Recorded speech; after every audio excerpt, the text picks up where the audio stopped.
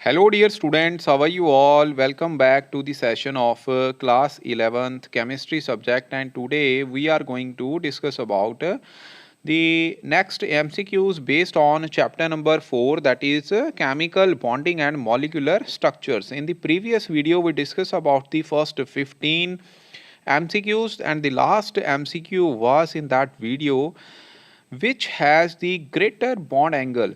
तो dear students, यहाँ पे जो मॉलिक्यूल्स दिए हुए हैं उसमें पहला केस था मीथेन का, जिसका फार्मूला आपको पता है CH4 होता है। उसके बाद बच्चे बोरॉन ट्राईफ्लोराइड था, BF3 था, ठीक है। उसके बाद डियर स्टूडेंट्स कार्बन डाइऑक्साइड और लास्ट में था अमोनिया, ठीक है। एक बार फिर डिस्कस कर लेते हैं। आप सभी को पता है कि ये AB4 टाइप का मॉलिक्यूल होने के कारण इसकी जो ज्योमेट्री है वो टेट्राहेड्रल आएगी विद ऑल बॉन्ड पेयर्स। तो यहाँ पे बॉन्ड पेयर के केस में जो सिमेट्रिकल शेप होने के कारण यहाँ पे जो बॉन्ड एंगल आता है बच्चे वो 109 डिग्री 28 मिनट आता है। और BF3 जो है ये AB3 टाइप का मॉलिक्यूल है, जिसमें बच्चे ज्योमेट्री थी कौन सी, trigonal shape with 120 degree bond angle.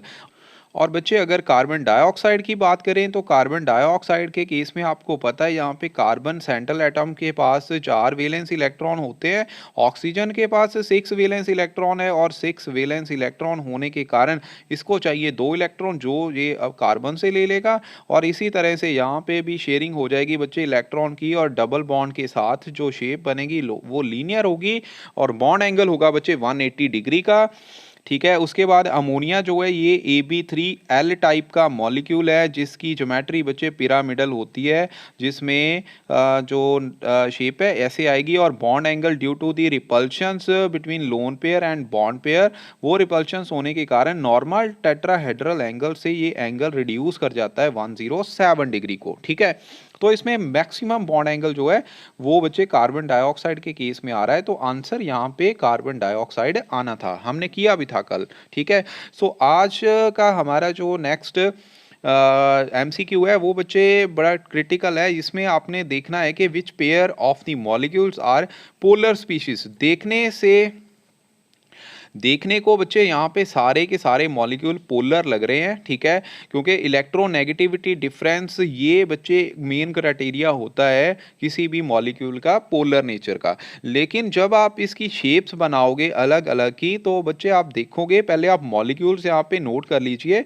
हमारे पास मॉलिक्यूल, पहला मॉलिक्यूल है CO2 SO2, उसके बाद CO2 वाटर है, CH4 जहाँ पे मीथेन गैस बन गया, और साथ में अमोनिया, और लास्ट में अमोनिया एंड वाटर। तो सबसे पहले हम सभी की बच्चे शेप्स ड्रॉ करेंगे, उसके बाद ही हम डिस्कस कर पाएंगे कि कौन सा मॉलिक्यूल यहाँ पे कौन से पेयर जो है वो पोलर स्पीशीज में आ रहे हैं। तो डियर स्टूडेंट्स, यहाँ पे सबसे पहले कार्बन डाइऑक्साइड का केस आ रहा था। तो कार्बन डाइऑक्साइड के केस में बच्चे हमने अगर शेप ड्रॉ करनी है तो आपको पता ही है कि इसकी लीनियर शेप होती है, अभी हमने डिस्कस करी थी, ठीक है। तो देखने को जो यहाँ पे देखो CO बॉन्ड जो है ये पोलर ही है, क्योंकि इलेक्ट्रोनेगेटिव एलिमेंट ऑक्सीजन है, तो इसने इलेक्ट्रॉन अपनी तरफ खींचने हैं। इसी तरह से बच्चे ये भी ऑक्सीजन इलेक्ट्रॉन अपनी तरफ खींचेगा, तो एक दूसरे का इफेक्ट कैंसिल होने के कारण यहाँ पे जो डाइपोल मोमेंट आएगी वो होगी 0, ठीक है। उसके बाद बच्चे साथ में पेयर में इसमें CO2 है, जो फर्स्ट पेयर हमारा शो हो रहा है।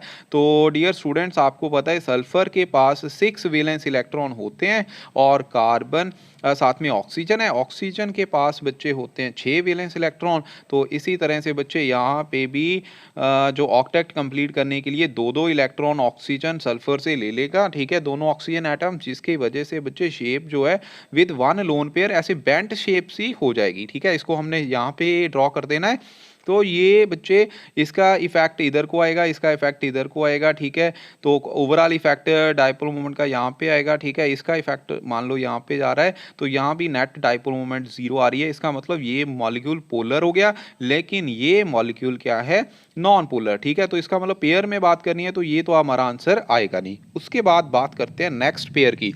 तो नेक्स्ट पेयर में आपके पास मॉलिक्यूल था carbon dioxide and water. Carbon dioxide का सेम केस आ गया। साथ में बच्चे वाटर, वाटर की भी बच्चे बैंड शेप होती है, ठीक है, क्योंकि ऑक्सीजन के पास यहाँ पे 6 वैलेंस इलेक्ट्रॉन होने हैं जिसमें 2 लोन पेयर आ जाएंगे, 2 यहाँ पे बॉन्ड पेयर आ जाएंगे। तो इसका मतलब ये तो बन गया पोलर, लेकिन कार्बन डाइऑक्साइड क्या है, नॉन पोलर, ठीक है। तो ये पेयर भी हमारा आंसर नहीं आएगा।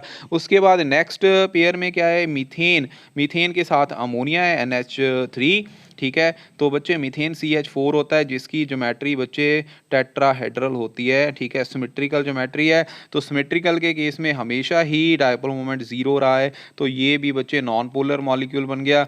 लेकिन अमोनिया जो है with 1 lone pair pyramidal shape होगी, जिसके कारण इसका डायपोल मोमेंट नॉन जीरो आएगा, ठीक है। और लास्ट में पेयर अब कौन सा है, अब बात करते हैं लास्ट पेयर की, तो ये तो आंसर आएगा नहीं।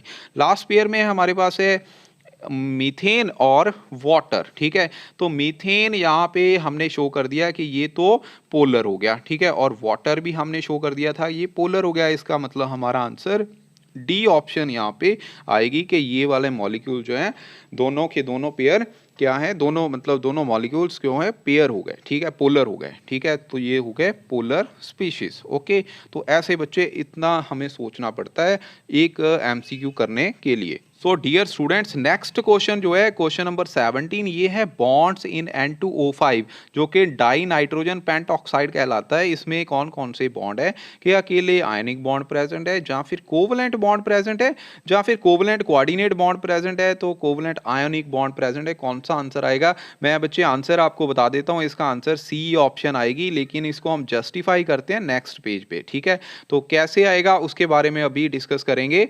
यस बच्चे, हमारा मॉलिक्यूल यहाँ पे है N2O5। तो N2O5 के केस में बच्चे नाइट्रोजन के पास यहाँ पे 5 वैलेंस इलेक्ट्रॉन्स हैं, ठीक है। कितने वैलेंस इलेक्ट्रॉन है, 5 वैलेंस इलेक्ट्रॉन, ठीक है। याद रखना सभी बच्चों ने, क्योंकि नाइट्रोजन की electronic configuration 1s2 2s2 2p कितनी होती है, 3 हैविंग 7 एटॉमिक नंबर। तो 5 वैलेंस इलेक्ट्रॉन यहाँ पे आएंगे। अब बच्चे 5 ऑक्सीजन है, 5 ऑक्सीजन को हमने अरेंज किस तरह से करना है। ऑक्सीजन में बच्चे इलेक्ट्रॉन होते हैं 6, ठीक है, 6 वैलेंस इलेक्ट्रॉन, क्योंकि ये 16th ग्रुप को बिलोंग करता है, ठीक है, ऑक्सीजन फैमिली। तो यहाँ पे ये ऑक्सीजन ने ऐसे नाइट्रोजन के साथ ये सिंगल बॉन्ड बना देना है। उसके बाद बच्चों ऑक्सीजन के पास 6 इलेक्ट्रॉन हैं, ठीक है। तो 6 इलेक्ट्रॉन होने के कारण ये double bond each nitrogen atom के साथ ऐसे बना देंगे, ठीक है। ये भी कोवलेंट बॉन्ड हो गया। उसके बाद ये तो सारे अभी तक कोवलेंट ही आ रहे हैं, यहां तक तो हमारा आंसर आ रहा है कि कोवलेंट बॉन्डिंग ही प्रेजेंट है, क्योंकि शेयरिंग हो रही है इलेक्ट्रॉन की। लेकिन बच्चे अभी हमारे पास 2 ऑक्सीजन एटम और पड़े हैं। अब बच्चे नाइट्रोजन ने अपने बॉन्ड तो पूरे कर लिए, अपनी वैलेंसी पूरी कर दी, 1 2 3 4 5 6 7 8 इसके इलेक्ट्रॉन पूरे हो गए। इसका मतलब यहाँ पे बॉन्डिंग करने की और प्रोबेबिलिटी तो है नहीं, ठीक है। लेकिन हमारे पास 2 ऑक्सीजन एटम अभी और पड़े हुए हैं, ठीक है। तो 2 ऑक्सीजन एटम पड़े होने के कारण इस ऑक्सीजन के पास भी 6 वैलेंस इलेक्ट्रॉन है, इसके पास भी है। और अब ये इसके साथ कैसे बॉन्ड बनाएगा, यहाँ पे जो नाइट्रोजन के पास जो लोन पेयर पड़े हुए हैं, ये लोन पेयर बच्चे ऑक्सीजन को नाइट्रोजन दे देगा, जिसके कारण यहाँ पे बना कोऑर्डिनेट बॉन्ड, ठीक है। कौन सा बॉन्ड, कोऑर्डिनेट बॉन्ड, ठीक है, जिसमें सारे के सारे इलेक्ट्रॉन एक ही एटम से आ रहे हैं, ठीक है। तो यहाँ पे बच्चे कोवलेंट बॉन्डिंग और कोऑर्डिनेट बॉन्डिंग दोनों के दोनों यहाँ पे प्रेजेंट हैं, ठीक है। सो ये आंसर आएगा, ओके। बच्चे नेक्स्ट क्वेश्चन नंबर 19, इसमें है number of sigma and pi bonds in benzene. तो बच्चों बेंजीन का फार्मूला सभी बच्चों को आना चाहिए बच्चों, ये होता है C6H6। बच्चों कार्बन की वैलेंसी होती है 4, ठीक है। तो इसका मतलब कार्बन बनाता है 4 बॉन्ड्स, ठीक है। तो 6 कार्बन है, 6 ही यहाँ पे हाइड्रोजन है। इसका मतलब ईच कार्बन के साथ हमने एक एक हाइड्रोजन विद सिंगल बॉन्ड, क्योंकि हाइड्रोजन ने बनाना है सिंगल बॉन्ड, तो सिंगल बॉन्ड ऐसे बना देंगे। लेकिन अभी कार्बन की 4 वैलेंसी पूरी नहीं हुई, इसलिए हमने अल्टरनेटिव कार्बन पे जो है डबल बॉन्ड ऐसे फिक्स कर देने हैं, ठीक है। तो ये हमारी स्ट्रक्चर बन गई बेंजीन की, जिसको आप देखने में, आपको तो देखने में ऐसी लगती है, लेकिन ये होती ऐसे है। और बच्चे याद रखना मेरी बात कि अगर एक सिंगल बॉन्ड है ना, तो उसमें एक ही सिग्मा बॉन्ड होता है। अगर एक डबल बॉन्ड है तो उसमें एक सिग्मा बॉन्ड एक पाई बॉन्ड होता है। अगर बच्चे ट्रिपल बॉन्ड है तो एक सिग्मा बॉन्ड 2 पाई बॉन्ड होते हैं। तो यहाँ पे सिग्मा बॉन्ड कितने हैं देखो, 1 गिन लो, 1 2 3 4 5 6 तो ये बन गए 7 8 9 10 11 12। तो 12 बच्चे सिग्मा बॉन्ड इसमें आ रहे हैं, ठीक है, इसमें भी 12 आ रहे हैं, दोनों में से एक आंसर आना है। तो पाई बॉन्ड ये वाला ये वाला ये वाला, तो 3 पाई बॉन्ड यहाँ पे बन रहे हैं। इसका मतलब option number B is the right answer of this question number 19। आगे बच्चे हैं क्वेश्चन नंबर 20। इसमें है कि maximum number of hydrogen bonds can be found by the molecule of water. तो बच्चों वाटर जो है इसकी स्पेशल एबिलिटी होती है हाइड्रोजन बॉन्ड बनाने की। तो बच्चों हाइड्रोजन बॉन्ड बनता कैसे है, वो इलेक्ट्रोनेगेटिव एलिमेंट आपको बताया था कि hydrogen has tendency to form the special type of bond with the 3 valence 3 electronegative elements, that is fluorine oxygen and nitrogen, जो मोस्ट इलेक्ट्रोनेगेटिव एलिमेंट्स है पीरियोडिक टेबल में, ठीक है। तो इसमें अब 2 लोन पेयर है, ठीक है, ये 2 लोन पेयर हो गए और साथ में बच्चे जो 2 हाइड्रोजन यहाँ पे प्रेजेंट है, इसका मतलब 4 हाइड्रोजन बॉन्ड यहाँ पे बन जाएंगे, ठीक है। अभी मैं इसकी स्ट्रक्चर नहीं शो कर रहा, सिर्फ ये याद रखना है कि 2 लोन पेयर और 2 हाइड्रोजन है, तो 4 यहाँ पे हाइड्रोजन बॉन्ड बन सकते हैं, ठीक है। नेक्स्ट क्वेश्चन नंबर 21 है, विच of the following pair form the stable coordinate bond.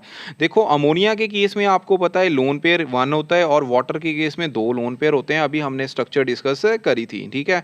और यहाँ पे इसका मतलब तो ये हुआ कि इलेक्ट्रॉन जो है वो नाइट्रोजन के पास प्रेजेंट है, ठीक है। तो कोऑर्डिनेट बॉन्ड अभी हमने डिस्कस किया था जिसमें एक ही एटम से बॉन्डिंग इलेक्ट्रॉन्स आते हैं।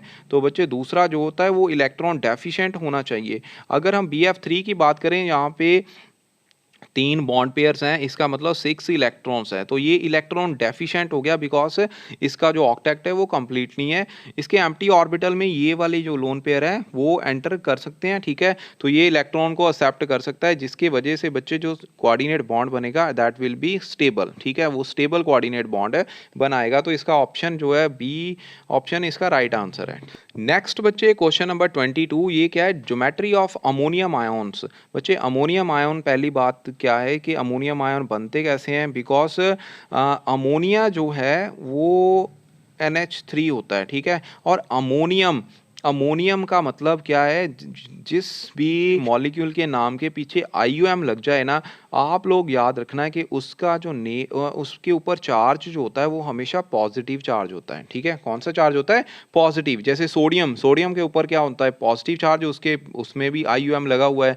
मैग्नीशियम, उसके ऊपर भी पॉजिटिव चार्ज होता है। एल्यूमिनियम, उसके ऊपर भी पॉजिटिव चार्ज होता है। तो IUM जिसके नाम के पीछे आ गया तो सीधा याद रखना उसके ऊपर पॉजिटिव चार्ज होना है। तो इसका मतलब अमोनियम आयन पे भी पॉजिटिव चार्ज होगा। आधे बच्चों को इसका फार्मूला तक नहीं आता, तो प्रॉब्लम क्या है, क्योंकि बेसिक्स नहीं पता, ठीक है। तो अमोनियम NH4 पॉजिटिव, यहाँ पे इसका फार्मूला आएगा। तो डियर स्टूडेंट्स, ये AB4 टाइप मॉलिक्यूल हो गया, इसका मतलब इसकी ज्योमेट्री जो है वो टेट्राहेड्रल आएगी, ठीक है। कौन सी ज्योमेट्री आएगी, टेट्राहेड्रल, ठीक है। तो ऐसे ज्योमेट्री आनी है, तो इसका आंसर जो है वो टेट्राहेड्रल ही होगा। ओके, उसके बाद बच्चे नेक्स्ट है 23 question number, which of the following will have the maximum dipole moment. बच्चों dipole moment depend upon the electronegativity difference.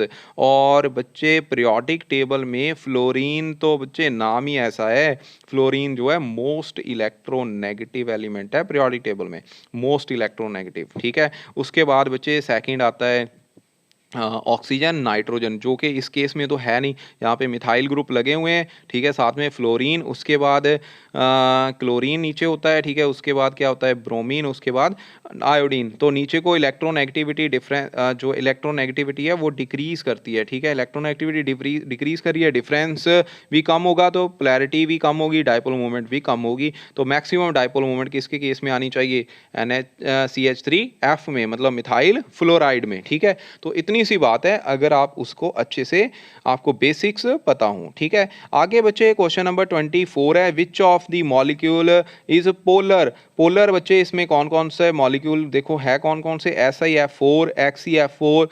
BF3SF4, ठीक है। तो इसमें पोलर मॉलिक्यूल कौन सा है उसके बारे में बच्चे अभी हम डिस्कस करेंगे। तो नेक्स्ट पेज पे हम बनाते हैं इसकी स्ट्रक्चर्स। सो बच्चे मॉलिक्यूल्स कौन कौन से आ गए, पहले तो जो SiF4 है, ठीक है, कौन सा SiF4, तो इसकी बच्चे टेट्राहेड्रल ज्योमेट्री होगी। ठीक है, कौन सी ज्योमेट्री होगी, टेट्राहेड्रल लाइक दिस। ठीक है, उसके बाद बच्चे जीनॉन टेट्राफ्लोराइड है। ठीक है, तो जीनॉन आपको पता है, जीनॉन के केस में बच्चे कितने इलेक्ट्रॉन होते हैं, 8 इलेक्ट्रॉन, कल भी हमने डिस्कस किया था। तो 8 इलेक्ट्रॉन वैलेंस में है, तो इसमें 4 जो है फ्लोरीन के साथ सिंगल बॉन्ड बनेंगे और यहाँ पे 4 जो है बॉन्ड पेयर, 2 लोन पेयर बन गया। इसका मतलब इसकी ज्योमेट्री जो है वो स्केयर प्लेनर बन जाएगी। ठीक है, तो स्केयर प्लेनर बच्चे यहाँ पे ज्योमेट्री है विद 2 लोन पेयर, तो सिमेट्रिकल ज्योमेट्री होगी, एक दूसरे का इफेक्ट यहाँ पे कैंसिल होगा, तो डाइपोल मोमेंट भी यहाँ पे 0 रहेगा। ये भी सिमेट्रिकल ज्योमेट्री होने के कारण डाइपोल मोमेंट यहाँ पे भी 0 रहेगा। ठीक है, उसके बाद बच्चे यहाँ पे मॉलिक्यूल जो है वो है BF3। ठीक है, तो BF3 के केस में ट्राइगोनल ज्योमेट्री होती है, अभी थोड़ी देर पहले हमने डिस्कस किया था। तो ये भी बच्चे सिमेट्रिकल ज्योमेट्री होने के कारण डाइपोल मोमेंट यहाँ पे भी 0 रहेगा। उसके बाद केस आता है बच्चे कौन सा, SF4 का। तो SF4 के केस में, सल्फर के केस में बच्चे 6 वैलेंस इलेक्ट्रॉन है, 4 बच्चे इसने बॉन्ड पेयर बना दिए फ्लोरीन के साथ, क्योंकि फ्लोरीन बनाता है सिंगल बॉन्ड। ठीक है, तो एक बच्चा यहाँ पे बचा लोन पेयर, तो इसकी ज्योमेट्री जो है बच्चे वो कुछ ऐसे आती है, एक लोन पेयर ऐसे बनाते हैं, दूसरा फ्लोरीन यहाँ पे, एक यहाँ पे और एक फ्लोरीन यहाँ पे, एक यहाँ पे, ये बनी अनसिमेट्रिकल ज्योमेट्री, जिसको हम बोलते हैं बच्चे सीसा। ठीक है, सीसा शेप होती है ज्योमेट्री विद 1 लोन पेयर, जिसके कारण है ये अनसिमेट्रिकल हो गई बच्चे। तो अनसिमेट्रिकल ज्योमेट्री, तो डाइपोल मोमेंट नॉन जीरो, इसका मतलब इसके केस में डाइपोल मोमेंट आना है। ठीक है, इसके केस में डाइपोल मोमेंट यहाँ पे आएगा। ये डाइपोल मोमेंट आ गया, इसका मतलब ये बच्चे पोलर मॉलिक्यूल बन गया। ठीक है, तो SF4 यहाँ पे इसका आंसर आएगा। ओके, बाकी सारे क्या हो गए, नॉन पोलर मॉलिक्यूल्स।